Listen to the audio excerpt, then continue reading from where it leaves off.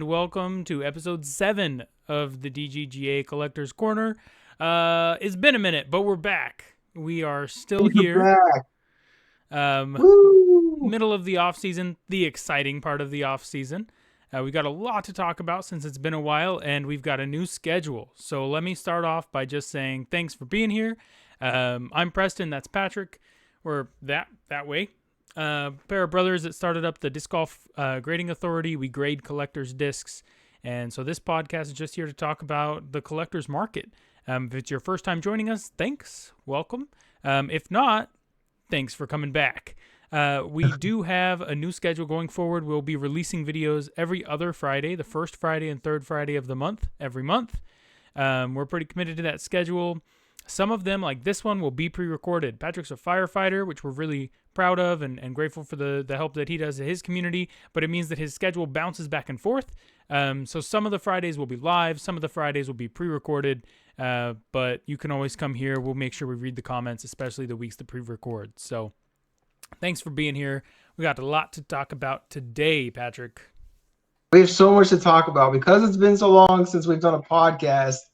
There's been so much, just like Preston said, we're here to talk about the collector's market. We're here to talk about discs, like their stocks, and without even bringing up any like player drama or company drama, just in discs alone, there's been so much happening over the last couple months. It's a great time to be a collector in disc golf. It really is.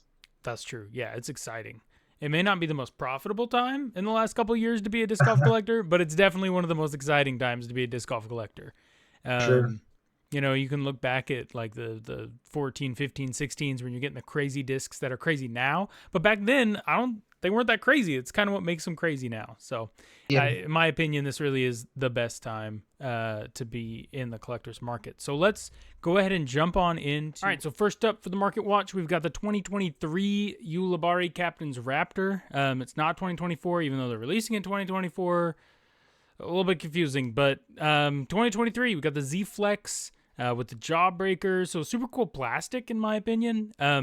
Is this the exact same stamp as last year? I think the word Raptor might be in a different font. I might need to pull mine out. I like them, and I hope they can keep this up. This year's is awesome. I have worries about the longevity for the Captain's Raptor desirability if the stamp still doesn't pivot. One of the cool things about the Sextons is that you can tell the year. We are getting far enough into the Sextons that if you're not like invested in the Sexton Firebirds, it's getting a little tough because this is like the 8th year. There's a lot of Sextons out there.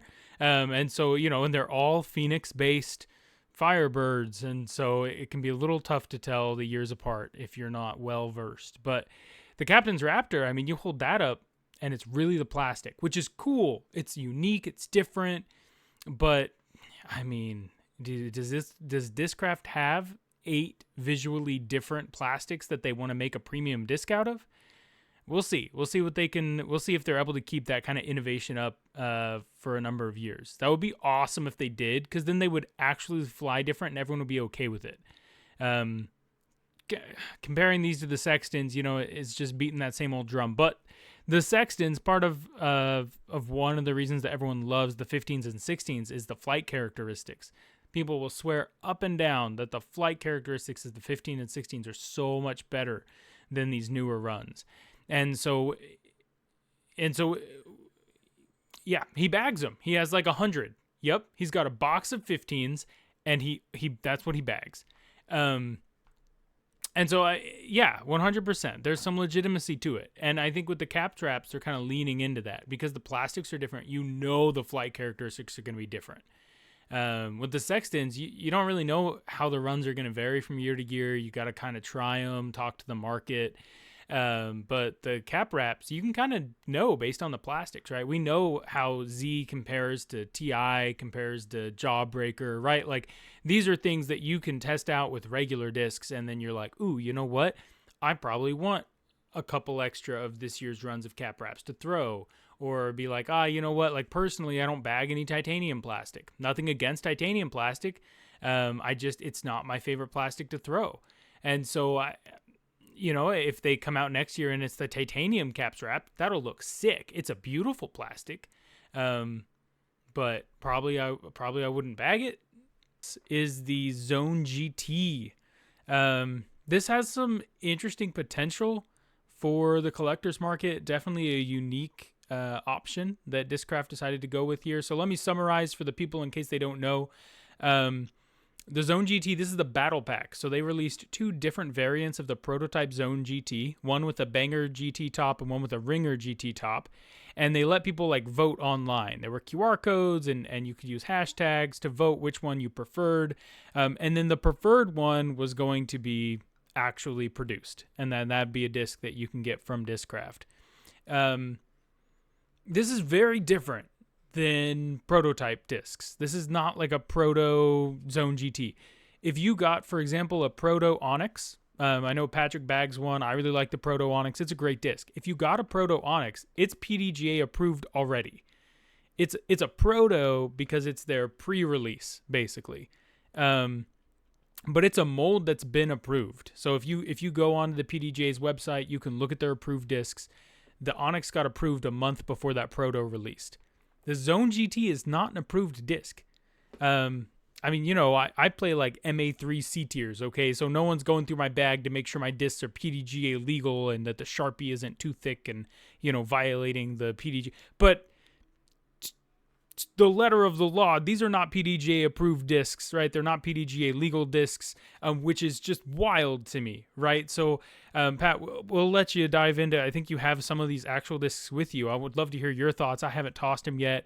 Before we dive in, I think there's some meat here in the collector's market of like, is this even technically a collector's disc? Is this more on the side of minis? Like, what do you do with the one that's not picked?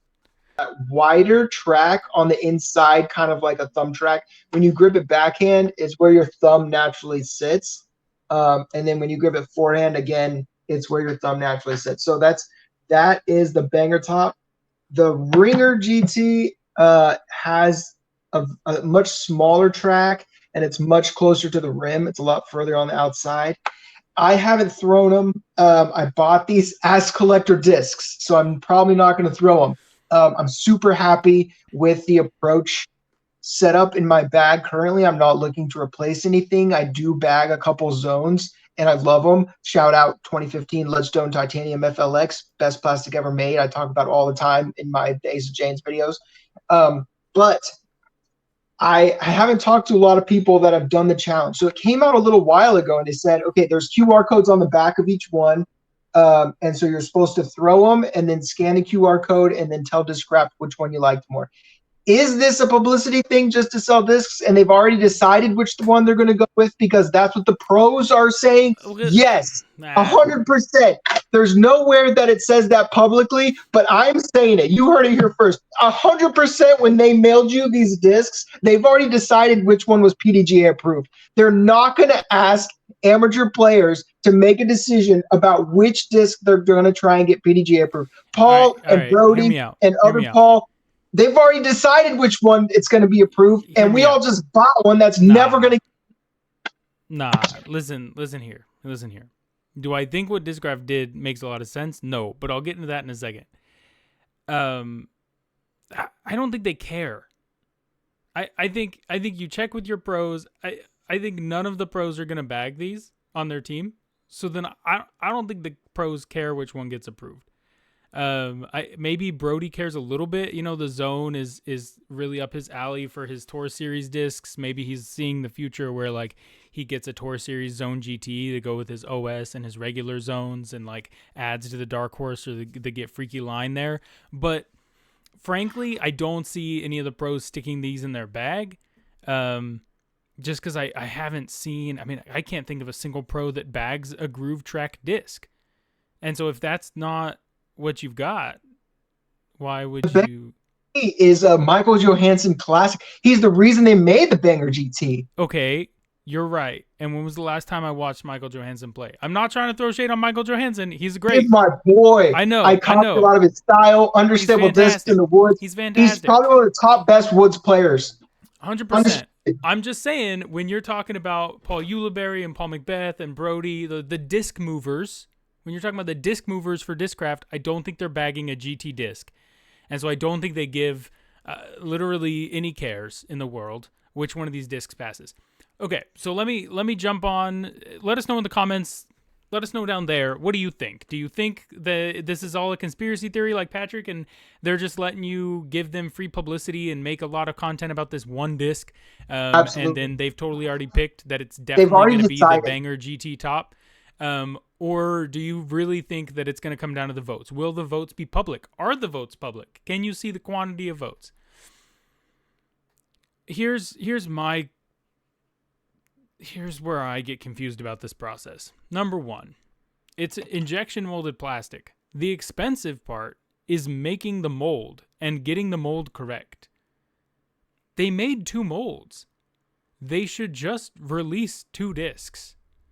I don't understand. Maybe they think like everything that I've heard and read and seen about injection molded like manufacturing processes says that they've already passed over the hump of the expensive part. So I don't like the cost is already invested because they've already invented the injection molding for both of these. That's what you're saying. Like, that's what I'm saying. They have a production level mold that can produce thousands of each of these.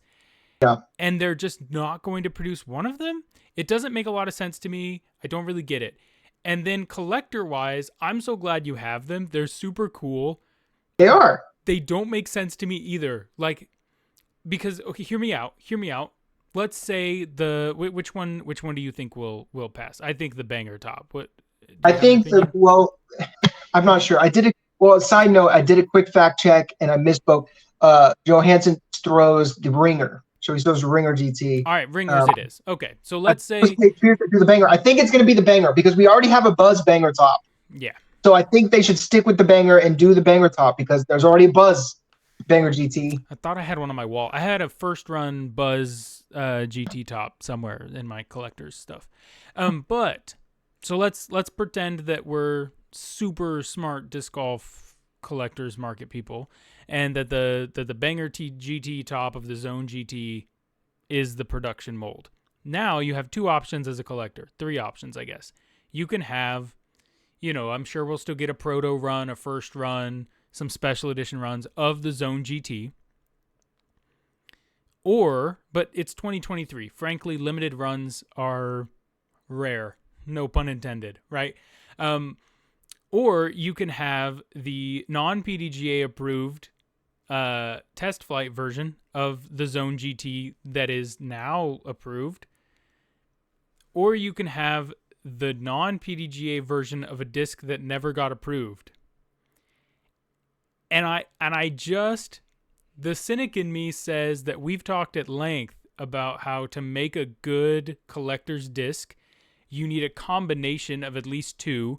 You need a good disc, like its flight characteristics need to be desirable, or the person or circumstance marketing it needs to be crazy desirable, or it needs to be super limited. You've got to have 2 of those, and I don't see this having 2 of those. I see it having 1.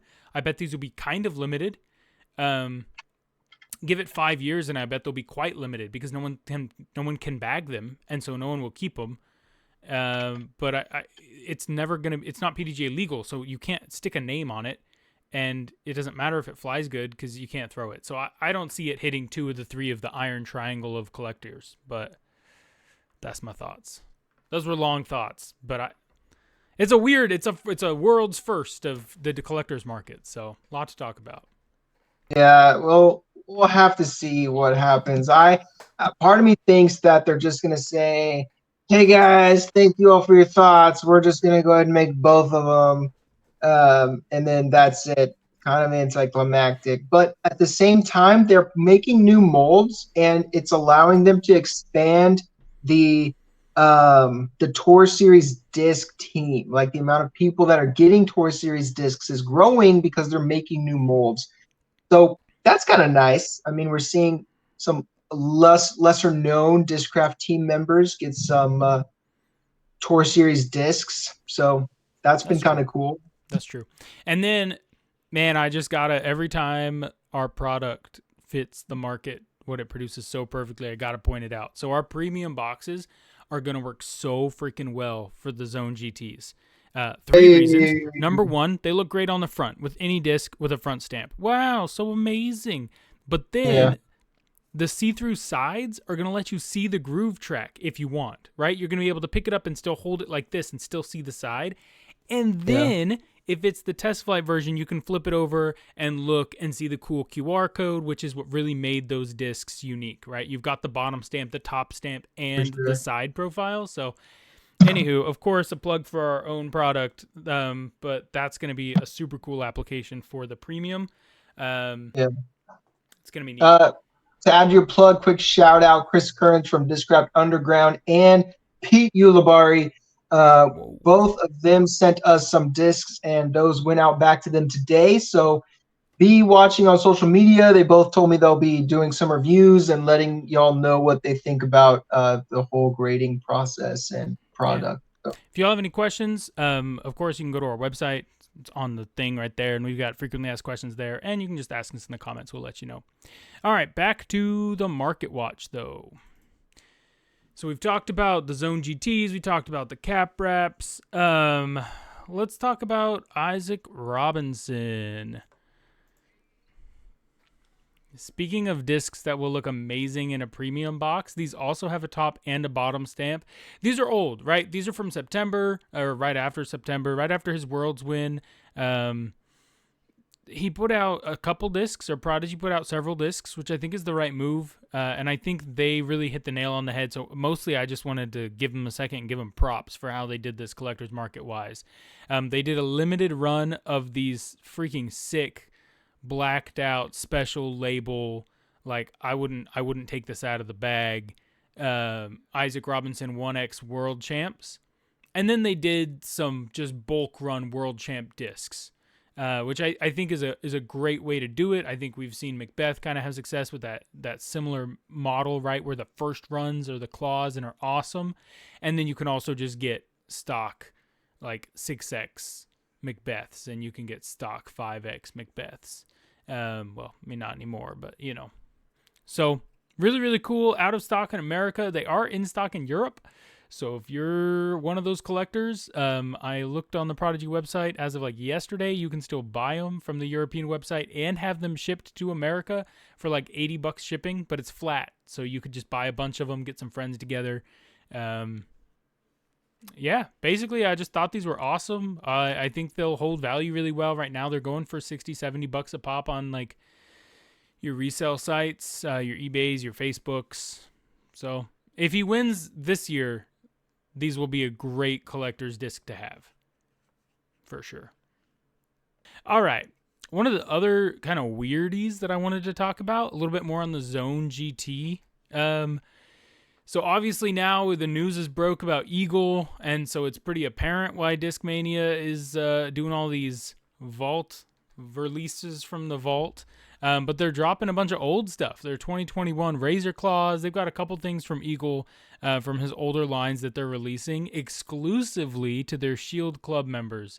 And I thought this was, again, anytime the disc golf community or especially one of these disc manufacturers does something to kind of nod to the existence of the collector's market, I love to highlight it. The collector's market is small, right? And obviously doesn't really make the manufacturers any extra money. So they really only care about us out of the goodness of their heart. So thanks, Discmania. This was nice. I think this is cool. I think kind of like the higher end mystery boxes, it gives collectors another way to interact with manufacturers and not just with Facebook Marketplace. So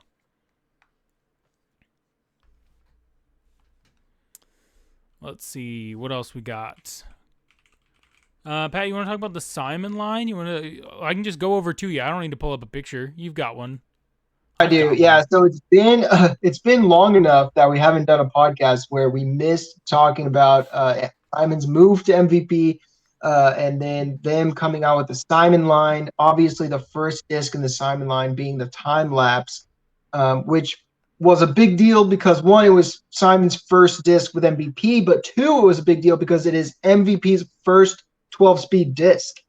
It's MVP's only 12-speed disc that exists. My only gripe with the time lapse, they released so many different runs of time lapses like within such a short amount of time. Yeah, I think there's already 3 special editions, and it's been like there's so many, 2 yeah, months? because So they did. I only have a couple because there's so many. I couldn't get them all. So this is a special edition. I'm trying to line this up. That's pretty common. You can still get these. My local Play It Again Sports has those still. Yep. Yeah, you can still get these. They say Simon Line special edition, Neutron plastic, time lapse. I got some nice color combos. Pretty watermelon, which is really nice. So there's that special edition, and then of course there was the stock run, which I have, but they're in the other room. And then there was the MVP Open. They did a special one with like a bear on it or something, and that was a special edition. And then I think there was one more limited run that they did. Well, there was also his Proto. There was also his then there was the Protos. Yep. I do have a Proto hanging up on the wall. So there was just so many different runs. They did it all at the same time, which is cool, I guess. I mean, they sold them all, so that's a good sign. I do have one brag because I think these were even more limited, but I have a blank one. This is stampless. So I don't know how limited they are. I will tell you that the Play It Again in Austin also has those right now. The blank ones? Yeah, so they released them. Yeah, the blank ones were released in between two of the special editions. So they're not super rare. They're pretty sick, in one of the limited runs. I like a blank. Kind of cool. I haven't thrown one yet. They're very dopey. Oh, love. They're my new straight overstable forehand disc. Oh, did you get one in the air? Oh yeah. Yeah, I've got so I got a Jarapalooza box, pulled a couple lab seconds. Which made it an easy choice to throw them. And so no, it's a sick one too. It's a white disc with a red gyro, which is cool. Yeah, I thought about wiping the stamp and just keeping it because it looks super pretty. But well, then I'll have to give one a try. I'm always on the hunt for like a nice forehand disc. It's got a big rim. It's a nice speed for a forehand. We'll see how it's MVP's Destroyer. It's the same numbers. Yes. So. Yeah, that's what I'm about to say was we'll see how it beats in. Right now, it's fantastic for me. But the slot I'm looking to fill right now, and hit me up in the comments if you've got a recommendation. I lost my forehand Destroyer. I'm not interested in filling it with another Destroyer. It's too freaking hard to find Destroyers that forehand for me the same. We'll have a different podcast on that a different day, but disc grading has helped us identify not just the Destroyer, it's the scapegoat of the community, but there are lots of discs that really lack mold consistency, which is one of the things that we grade. So while we're here, shout out Pete Ulibarri, who sent us in 4 of the Pete Ulibarri stamp nukes, and we graded them, and that was probably some of the lowest average mold inconsistency we've ever seen in the same mold. Oh yeah, guys, they were super clean. We measure plus or minus 5 microns on basically the height of the disc around the disc. And we measured hundreds of discs. We collaborated with some with some retailers here locally and in our different parts of Texas where we live to make sure that we had measured a bunch of dead stock. Like no one had thrown it, no one had picked up, came straight out of the box from the manufacturer to kind of get what is average for mold and consistency. And holy smokes, the ones Pete sent in were super, super good, like really above average. So I don't know, maybe the manufacturer was like, can't send Pete the bad ones, but they were nice. They were nice. So if you're looking for some nukes that you want to fly the same, specifically, I can tell you, at least if you get the 4 that Pete got, those were good. Yeah. And he's got a cool stamp. I wish I had him. He's got a cool stamp. It's this eagle, and it's got his name on there and his number. I need to get a couple of those. They're cool. Yeah. They're really neat. All right. Speaking of Ulibarris and Simons and pros, we will be chasing around the Pro Tour when it comes to Texas this year. So you can come see us in person in Waco. Don't worry, we will know that you're not there specifically to see us, but while you're there to watch the pros, come by and see us. We're hoping to be doing some in-person grading. We're working on setting that up. But at the very least, we'll be there showcasing some of our products, giving out some discount codes, If our spot is big enough, we'll bring out a practice basket and be having you putt for some merch. Maybe we'll make it nice and fun and gimmicky and make you putt with destroyers. But whatever it is, it'll be really fun. So come see us. We'll be out there in Waco. We'll be at the Fly Mart, and we'll be walking around day of. So yeah, come check us out. Come say hello. Talk to us in person. Get to handle it. If you're kind of skeptical or maybe you're nervous about the packaging or the product in general, come see one in person. I think you'll be amazed. Every time we go to these events in person, the people love it. Online, it's really easy to feel like it's a scam. And then we hand you one and you're like, oh, it's a real thing. Like, you actually made one. We're like, yeah, dude, wow. It's legit. So really, really excited for that. Patrick's playing in the AMs. I don't know if there's anything you want to say there. I'm just kind of going on, but yeah, no, come find us. We might have some freebies, some stuff to give away. Who knows? It'll be my first time playing the AMs tournament at the Waco event, so I'm really excited about that. If any of you follow my other channel, the Ace Abstains, I'll be posting a lot of stuff on there about that tournament. So if Patrick wins his AMs division, I will raffle off a 2016 Sexton. Whoa! There it is. Okay, to be clear, I have a couple 16s. The 16 I'll be raffling off is like it's a lightly used. It will probably grade 6 out of 10. We don't grade our own stuff. Well, we grade some of it, but conflict of interest. We can't sell anything that we grade for ourselves. So when I say probably, it's because we haven't graded it.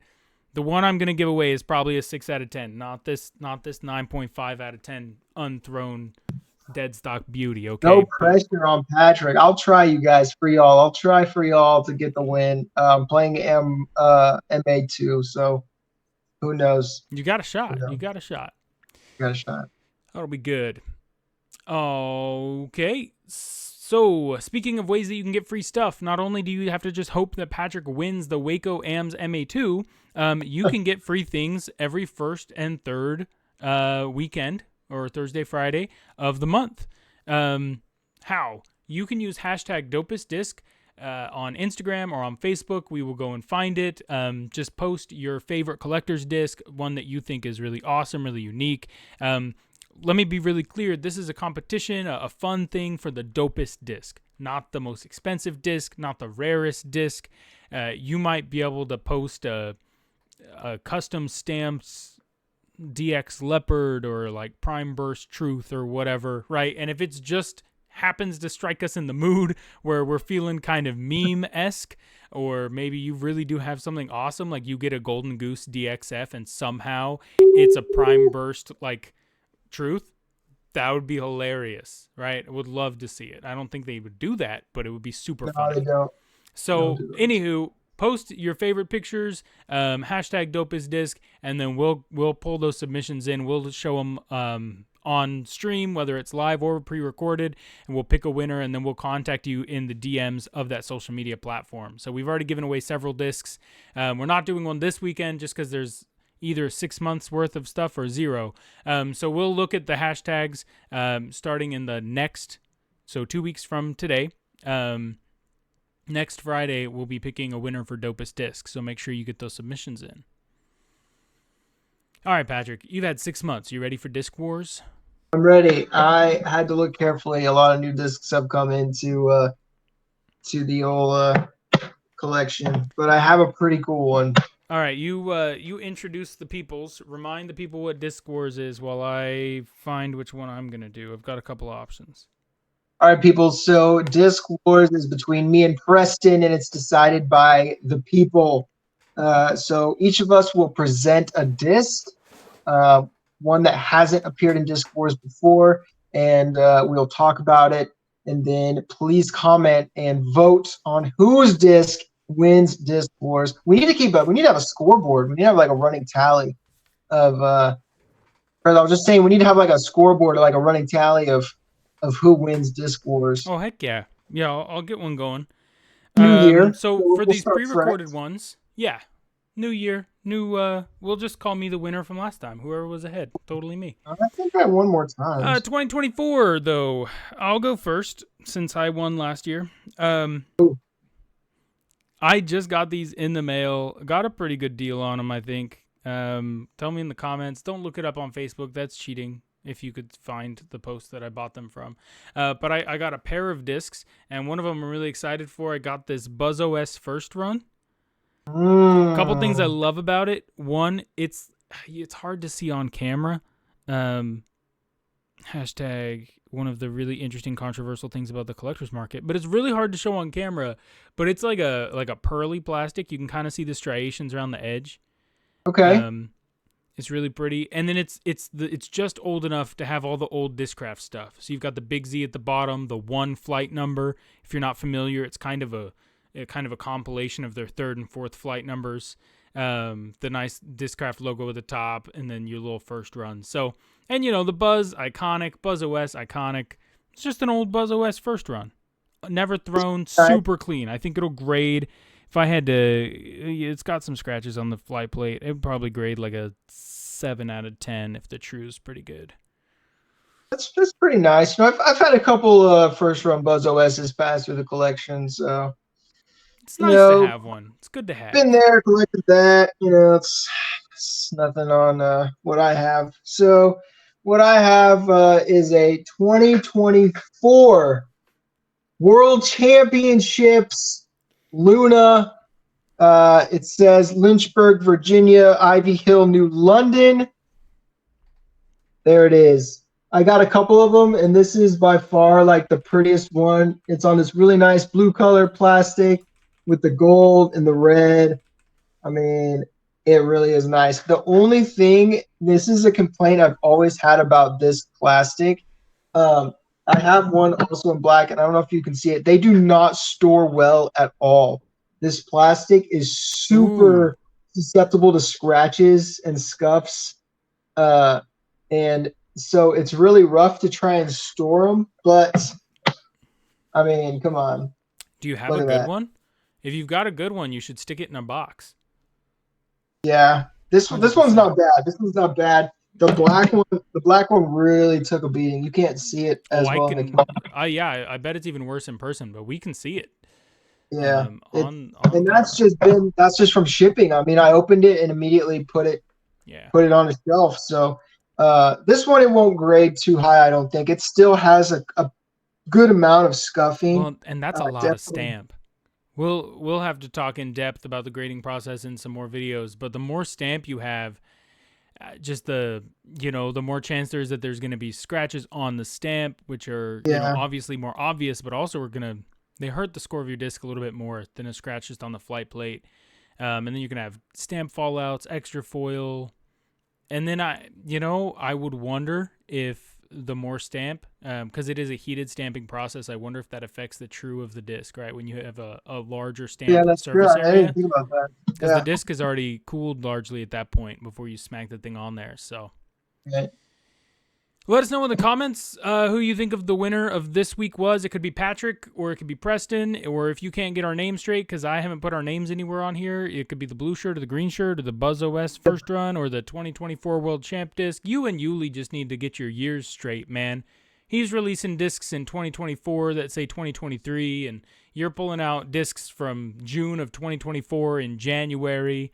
Y'all are crazy. Y'all are crazy. Dude, it'd be how much of a flex would it be if Macbeth released a run of Macbeth 7-time Lunas? I mean, those are Lunas, so no, I know it'd just be hilarious if he put out if he wins 2024 World Championships, this disc is going to increase in value significantly. Oh, yeah, man, with his shoulder, with all of his issues that he's having right now, if he wins this one, it's going to be like bonanza. It's going to go crazy. Epic. Everyone's going to go crazy. All right. Well, thank you guys so much for sticking with us. We will see you every first and third Friday. Thank you so much. If you're interested in being a sponsor of the DGGA Collectors Corner, we would love to have you. You can send us a disc to give away through Dopest Discs, and we'll plug whatever kind of disc golf endeavor that you are involved with and try to help grow the disc golf collectors community. Thanks, and have a good night. Hi, guys.